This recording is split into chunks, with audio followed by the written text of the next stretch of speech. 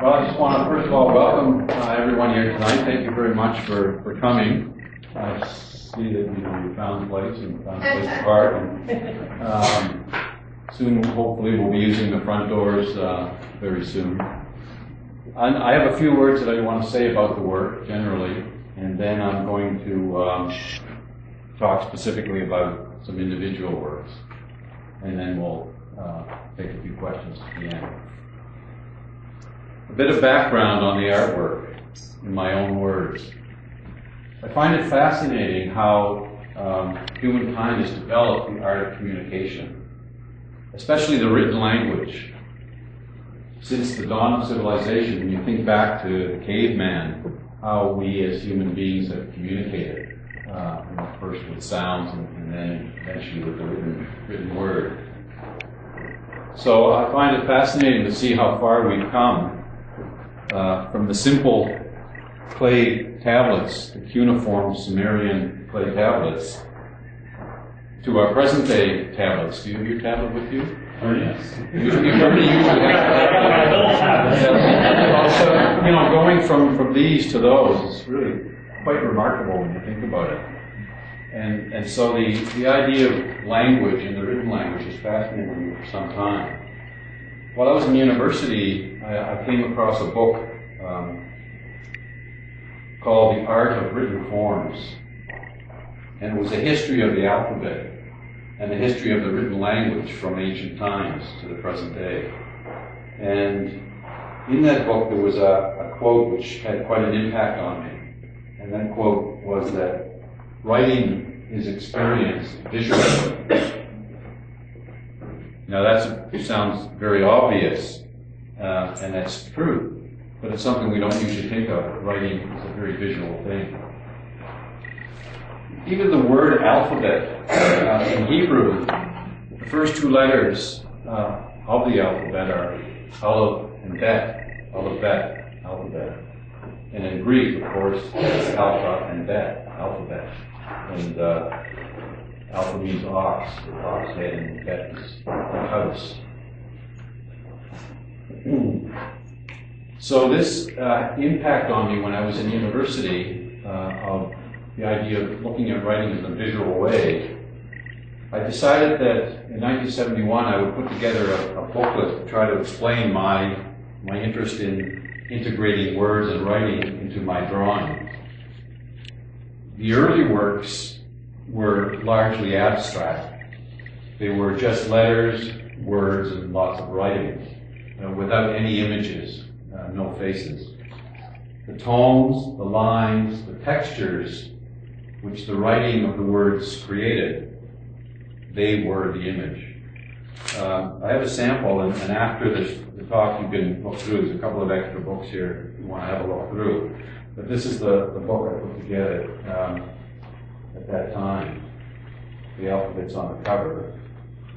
And actually the introduction reads, lines are long, lines are thin, lines go out and lines go in. Lines are happy, lines are sad, lines are funny, lines get mad.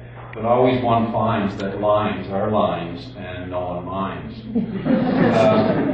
Actually, what I'm saying there is that visually in art, lines have different expressions, different emotions.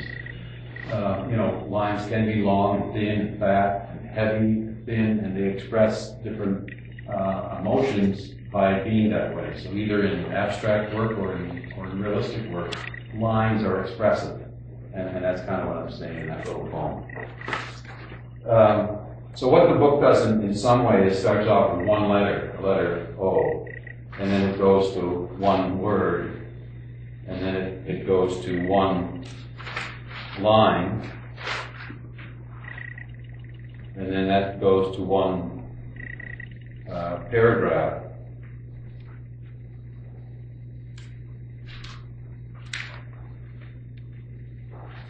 Sure it's in there somewhere. One paragraph, and in this case what I've done is I've filled in some of the spaces. I mean, letters, writing is really just a combination of line and space, which is out the letter O. It's just a line that circles around itself and creates a space. So I start playing with the spaces inside the letters, filling them in. and then going from a paragraph to a page of writing, and exaggerating some of the letters from my own handwriting. Eventually, where the page itself takes on a visual quality, and the words are beginning to be lost, and the page is taking on a visual quality. And then I did the same thing in the book. It does it with printing as well. And then the faces, like some of the early faces, start coming in for the picture. But before the faces, there was just abstract textures. We were taking the letters. Here we have each letter put together creates different textures. The letter H creates this texture, the letter M like waves, the letter U almost like scales. So just kind of playing with the textures that letters make. And using the printed word, which gives a slightly different look. And you can see in some of these works, most of them are written, some are printed. Like the painting in the back there, the very back, the colors, it's printed word. Painting over by Bernie to the left is printed word. This one here beside me, incidental, is all printed words. So it gives a little different effect. And when it's even horizontal, you sort of start to imagine it as maybe a landscape. But it's still just word. There's no image in there. So the early abstracts were like that. This calligraphic drawing, as I called it, was not the only kind of drawing I was doing at the time. All along in my work, I was also drawing from observation and from my imagination. Or maybe I was imagining that I was drawing from observation, or observing that I was drawing imaginary. Anyway, what really intrigued me in my drawings, in my sketchbooks and my paintings, were the human head that started appearing quite frequently in my work. And I always found that felt strong about the human head because the human face is such a powerful vehicle for expression. After all, what could be more basic, what could be more common than the human head? I mean, we all have one. Did it appear subconsciously or something? What was that? Did it appear subconsciously in your drawing? No, I think it was, well, it might have started subconsciously, but I became conscious of it. And, yeah. So the face began to appear in the drawings more and more frequently after that. And my attempt in doing the faces in the drawings was to reach a harmony of form and content. And the form being the technique, the writing, the word, while the content is the subject, the face. And I try to do that in all my painting, whether it's very realistic or it's calligraphy or it's abstract, is to balance the sense of form and content. If the writing in places is legible, that just adds another layer, a literary layer of content. And although the writing may be more prominent at the beginning of the process, in the end, it's the image that dominates. And as you look around, you can see certain works have different degrees of legibility. Some may have a few words you can make out, and some may have quite a few. You could actually read sentences or more, and others not. So it varies. With most of the drawings, the words are just a stream of consciousness. Sometimes I'm writing descriptively about what I'm writing, about my drawing. I'm talking about the drawing, or how it's going, or how it's not going, or the pen skipping, or I've got to refill my pen. And other times I'm talking about the noise outside the studio window, or the distraction, voices outside the door, or the phone ringing. And then other times I'm talking about more expressive things, or a little more poetic things. So it just varies. When it comes to specific personalities, like Einstein or Vincent van Gogh, Mona Lisa in the far corner, the little one is the Mona Lisa in the far corner. Then the words actually relate to the figure, to the face in the painting. And in many cases, the words are the words of the figures in the painting, either taken from their memoirs or from biographers who are writing about them. Otherwise, the words are my own words.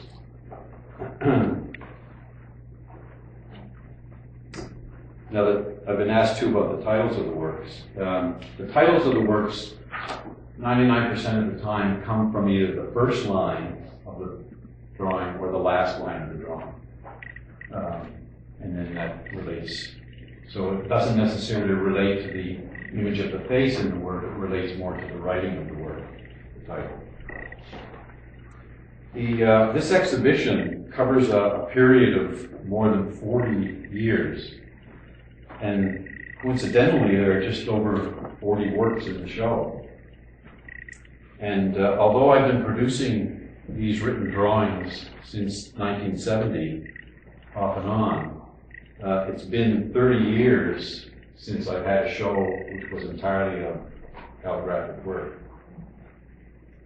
And actually, there's a drawing just on the wall behind Bernie, where Bernie's standing. On the other side of the wall is number 26, and goodbye, Bernie.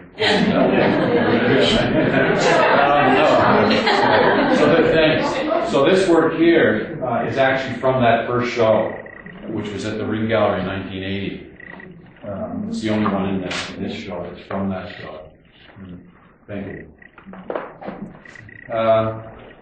My fear of putting together a show like this, which was thematic and very large in the number of works, was that the show might end up looking repetitious. You know, once you come in, once you've seen one, you've seen them all, sort of thing. So I was concerned about that, but after putting the show together and seeing it often as a show, I'm very happy the way that the show looks. And I find that it's an interesting show, and it's not at all repetitious as I feared it might be. Also, I was glad to have the opportunity to be able to borrow works and see some of these works that I haven't seen myself for a number of years. So if you've had a look around, or if you do later, you may notice that there's a blue dot on some of the pieces. And works in the other room are all blue dots. And the blue dots mean that the works are on loan. So they've been owned by someone and are loaned for the show.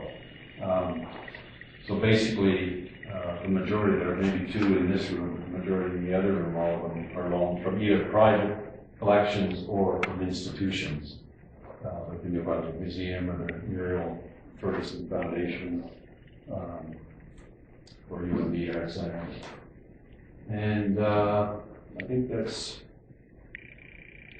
about it. The red dots in this room, of course, mean that the works are sold. So they're sort of on loan too now. Okay, so I'm going to read a few lines from several of the drawings, and then we'll take some questions from the floor, or the wall, or the ceiling, wherever they come from. And before I do that, I just want to share with you some breaking news. I guess there was a theft in St. Andrews. There's an RCMP newsletter that was handed. And apparently one of my paintings has been stolen, along with some other things from the home in St. Andrews, unfortunately. And it was a painting called Imagine Angels, a 4-foot by 3-foot painting. So close, a little smaller than this work. And it was an angel's face in calligraphy. And we were going to borrow it for the show, actually. And then because I was ill before the show, we weren't even sure that we were going to have the show start when it was going to. So when I recovered, we decided let's go ahead with the show, and we were a little behind, so we decided not to borrow works that were too far away at St. Andrews. So we didn't, unfortunately. We should have. Apparently that's going to be in the newspaper tomorrow. Well, if your opponent shouts, you have it in. Yes, they have it insured.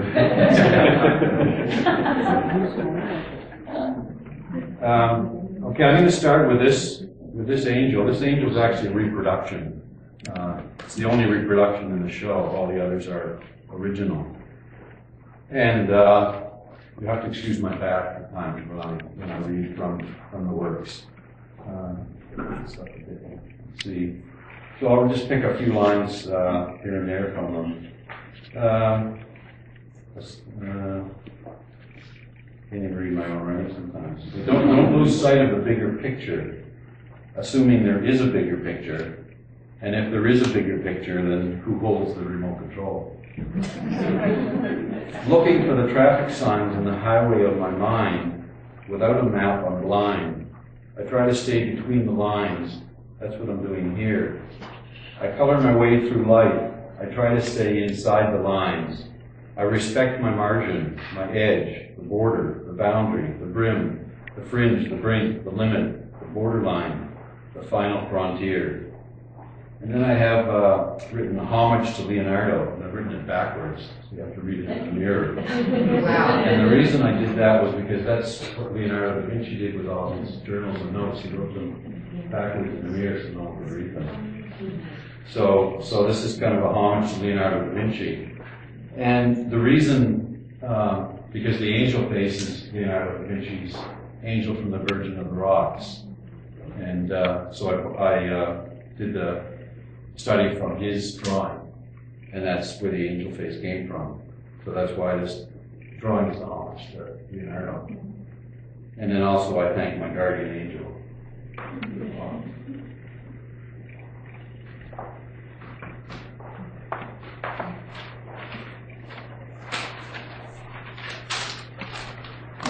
Number 2, in the presence of the past.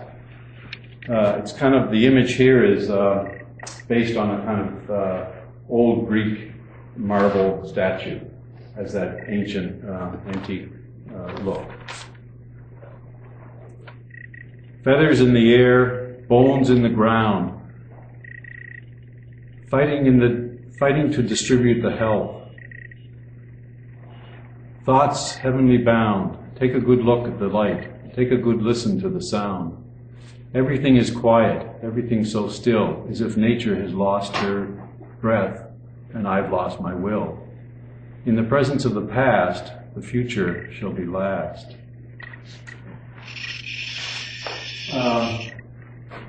This work,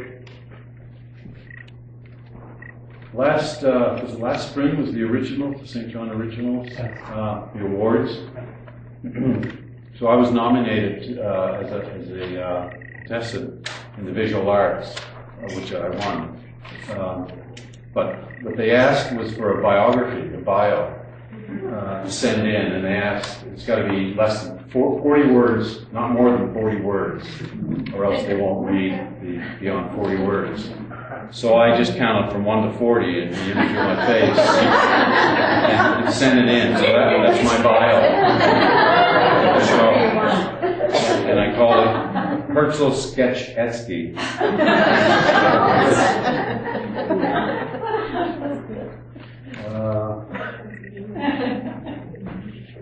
2 hours later, this is called. This is actually kind of a self-portrait with my eyes closed. Without my glasses.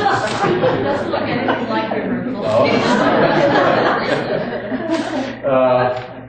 Actually, it was written in the hospital. I was in the IV day hospital getting IV, so I was sitting and doing some writing. It's on a piece of mat board, so which is easy to carry around. It's stiff, so you can sort of do it when you're waiting in the doctor's office or whatever. So that's where this started. And then finished it at the studio. So, bottom line, I expect to be running out of ink soon and will need to refill. It was frustrating when the pen would start skipping, I'd run out of ink. For the sake of a thought, time to refill my pen with thoughts. back in the studio. Number 10, let's say Einstein. So this, I could probably do it. Excuse my back. This one started off, okay, put it on.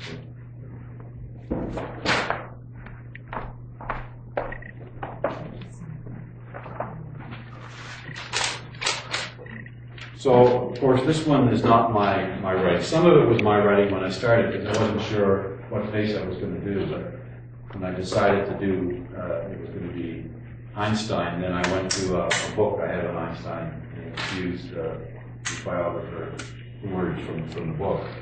So some of the words are Einstein, some of the biographers. So I'll just read you a clip here from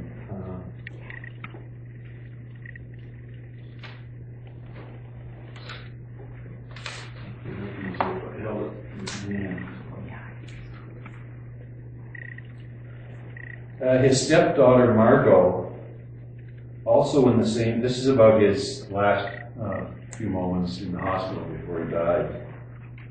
In the same hospital at the time said, "I did not recognize him, at first so changed he was by the pain and so pale, but his manner was the same. He joked and faced his own state with complete superiority. He spoke with perfect calm, even with slight humor about the doctors, and was waiting for his end, as if for an expected natural phenomenon. Peacefully, just after midnight, with a change in his breathing, the nurse cranked up the head of his bed. He was muttering his final words in German. The nurse never spoke German, so we don't know what his last words were."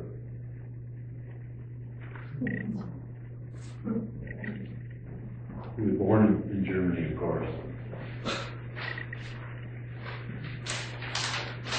Transcendental.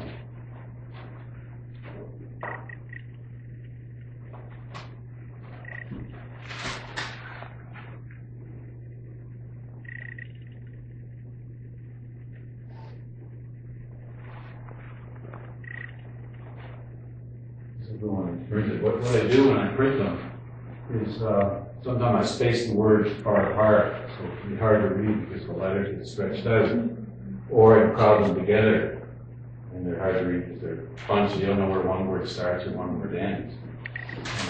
So I just find where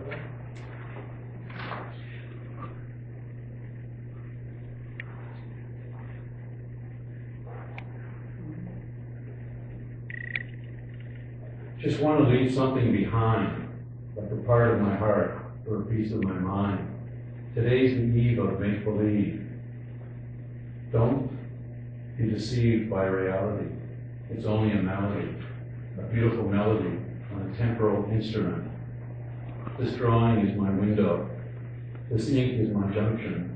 This is where everything intersects. My life, my art. This is my function. A line defines two sides, always on the border of chaos and order. My body is the brick, my spirit the mortar.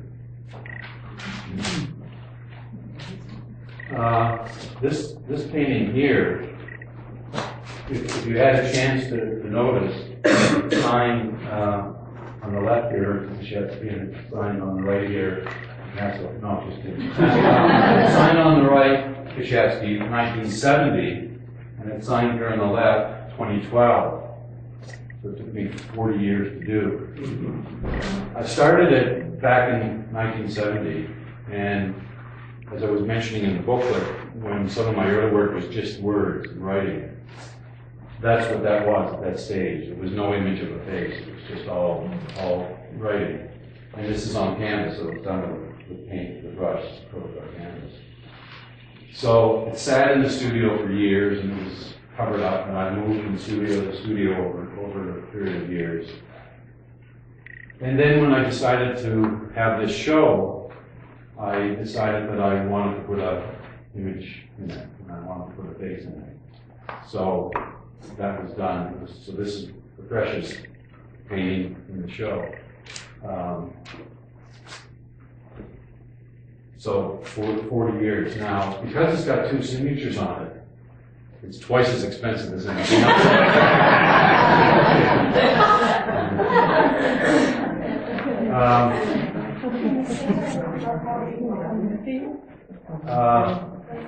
Not really. It was, like I say, it was in the studio for a long time, and it was just abstract, and I always kind of liked it at that stage. And then when I started, and at that time, in '70, I wasn't doing a lot of faces. I was doing, some and a lot of abstract. So it was only recently I decided I don't have any large pieces in the show. I don't have any real paintings in the show, except an early '71 in the other room. And this one behind Herb, the moon, is on the cover of the catalog. And actually, it's the same way. It started in 1971 or '72. It was signed twice. And then it was just called printing, no face. And then when this show came, I decided I wanted to put a face in it, and I just started. And I didn't know at the time what face would turn out. So as that came out, it came out as a kind of lunar face. I thought it was a moon face, so I emphasized that. And I'm kind of interested in astronomy, and so I call it the lunar face. This one, I was looking through some magazines, and contemporary magazines, and there were a couple of faces in the magazine that I found interesting. So I kind of combined the 2 faces and used those as the model, sort of a fashion magazine, glamour type. So I sort of combined 2 faces, and that's where that face came from. So I don't know if I mentioned it or not, but a lot of the faces are just from imagination, and others are from either a magazine or a real person or a daughter. So there's kind of a mixture too of imagination and reality in the actual images. This one here of Vincent van Gogh is based on a favorite self-portrait of his that I like. And it's again very recent. It was done just this year, and it's a little unusual because I followed his brush strokes. So the words, instead of just going across like most of the others do, actually kind of follow the movement of the brushwork in the painting. The background are all the titles to his paintings, and the face are words from his letters to his brother Theo. And if you know anything about his life, his brother Theo supported him financially and emotionally throughout his struggling life. So just to give you an example here, I'll read the highlight on his forehead. We a bound that is a bond that is after, and I hope we shall, in spite of everything, continue to understand each other, and let us not forget that we have known each other from childhood. I have known each other from childhood, and that thousand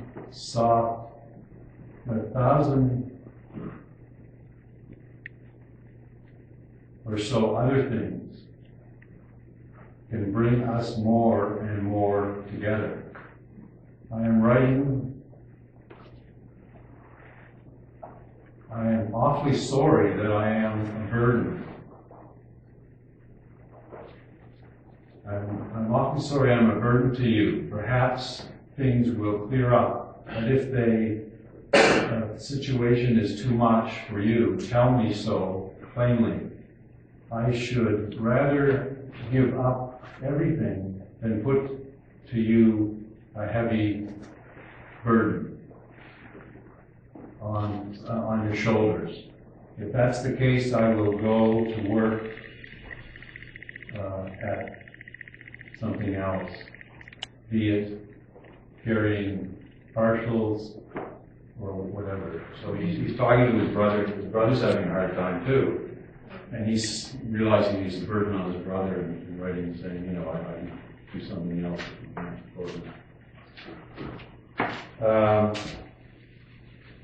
If we could bring the In the beginning was the word, number 20. Over to the easel. We went from that one. And we'll put Einstein back on the wall.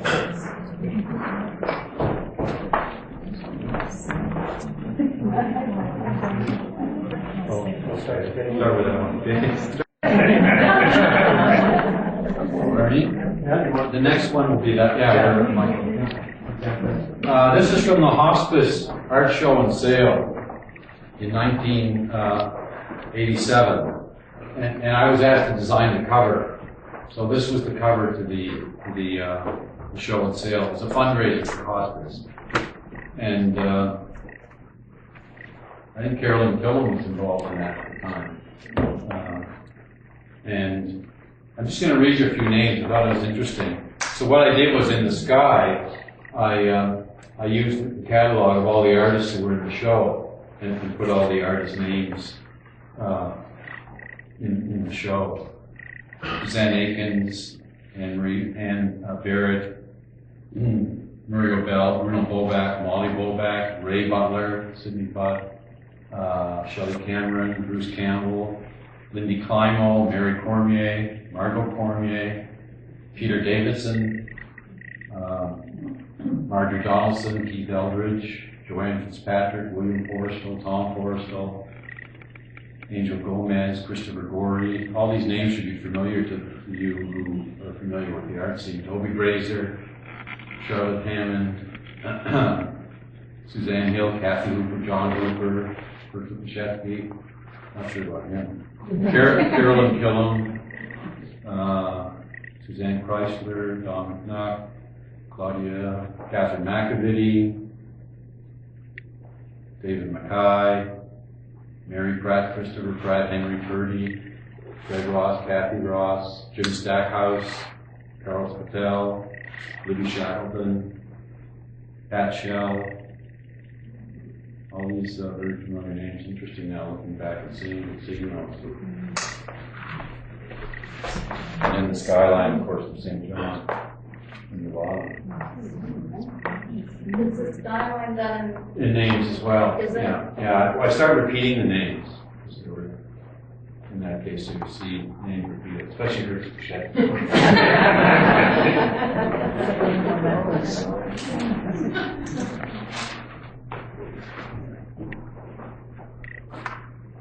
So after this one would be the modern Medusa. This one is called In the Beginning Was the Word, and the word was a void. Everything just out of reach. The cost of freedom has put me in debt. Throw the dice and see what you get. I've been here before. Actually, I've never left. Life is just a window to glimpse the other side. It's always changing despite what you do. It's always turning old just when you thought it was new.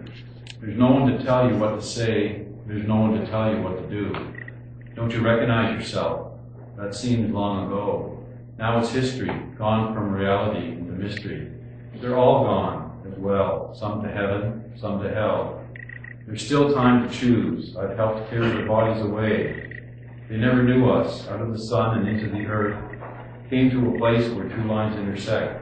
The lines were good, but I was wrecked. I'll leave you with this thought.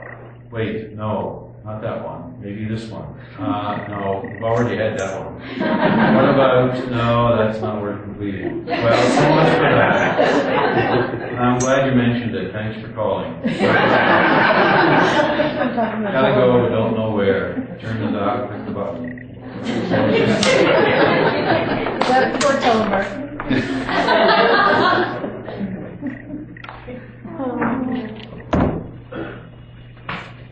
The modern Medusa.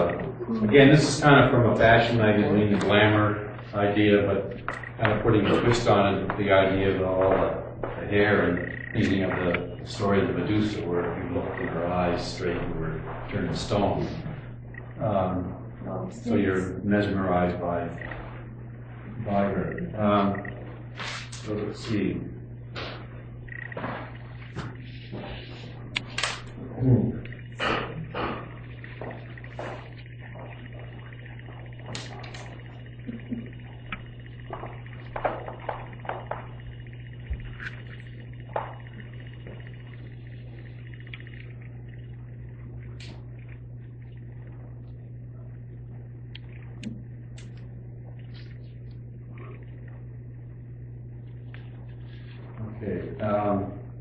Rain flakes and snowdrops are falling from the fearful clouds.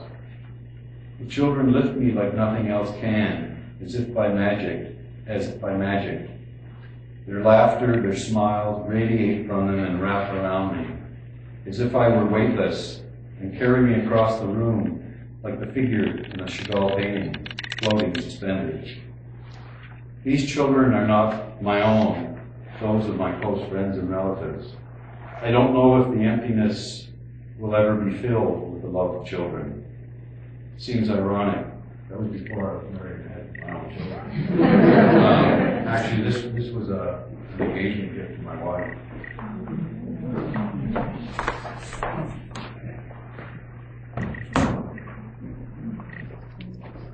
And this is my child. This is my youngest daughter.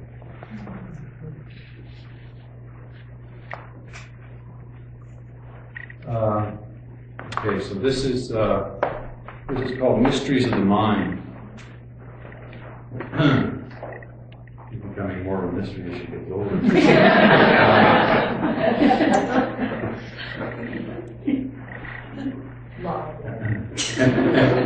Maybe I've said too much. Maybe I haven't said enough.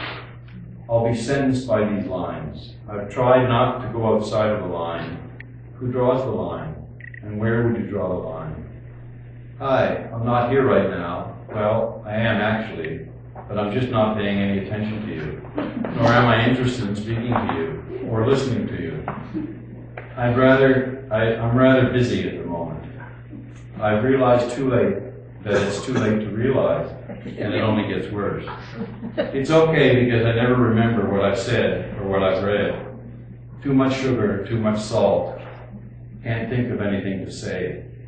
I could say a prayer in praise of that which is not there. Or is it there in every heartbeat, in every hair, in every look? We read the book we want to. My birthday's in 3 days. I'll be a year older than he was when he died. I still use the razor. I'm talking about my father. I'll be a year older than he was when he died. I still use the razor he used to shave. And I'm surprised I can still find blades for it.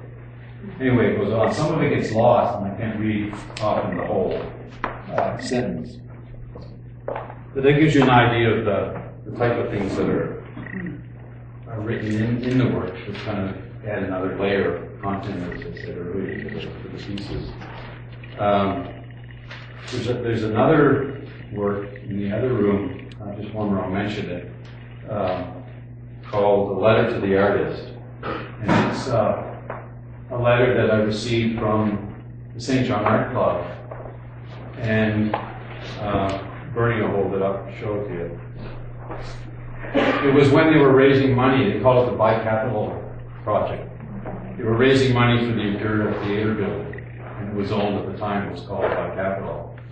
So they were raising money, and it sent me a letter. Sure.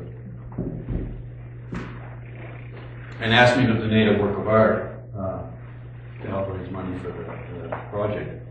So I copied the letter and wrote a face into it and sent it back, and so now it's part of the St. John Art Club collection, and that collection is being kept by the New Brunswick Museum. So the New Brunswick Museum loaned this work for the show. Okay. Whose face? Whose face is it? Oh, whose face? Imaginary. Yeah. Yeah, as I say, some of the faces are imaginary, some are real. Bob Dylan, Kashetsky, my daughter Tova, an ancient sculpture, totally imaginary. As I say, from a composite from a magazine, So it would be a real person. And many of the others along the back are just imaginary. So that's it. If there's any questions, we'll take some questions if you have.